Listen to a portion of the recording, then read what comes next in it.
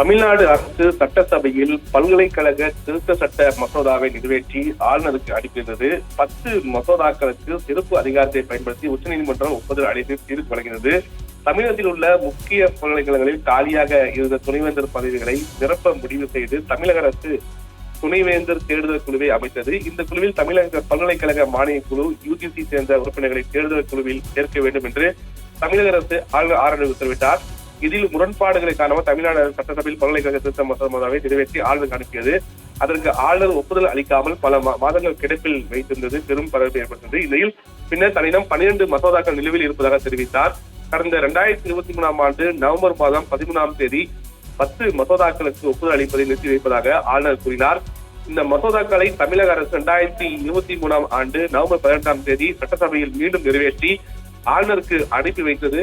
அதை அவர் 2023 ஆண்டு நவம்பர் 28ஆம் தேதி ஜனாதிபதி ஒப்புதலுக்கு அனுப்பினார். இதையடுத்து நிலுவையில் இருக்கும் மசோதாக்கள் மற்றும் துணைவேந்தர் நியமனத்துக்கு ஒப்புதல் அளிக்கும் விவகாரத்தில் ஆளுநருக்கு உத்தரவிடக் கோரி சுப்ரீம் கோர்ட்டில் தமிழ்நாடு அரசு ரிட் மனுவை தாக்கல் செய்தது.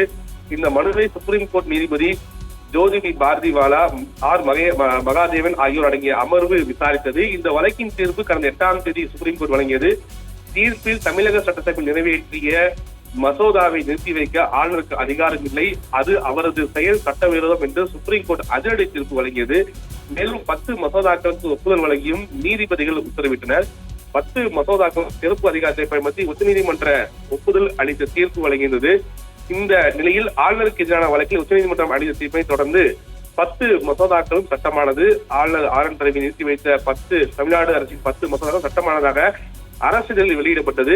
நேற்று வெளியான 415 பக்க தீர்ப்பின் நகல் வெளியிட்ட உடனே நேற்று அரசிதழில் இது சட்டமாக அறிவித்த நிலையில் 10 மசோதாக்களும் சட்டமானது என்பது மிக முக்கிய பகுதி என்றால் தமிழ்நாடு அரசின் சார்பாக தொடரப்பட்ட வழக்கு என்பது வரலாற்று மிக்க தீர்ப்பாக உச்சநீதிமன்றம் கொடுத்திருக்கிறது.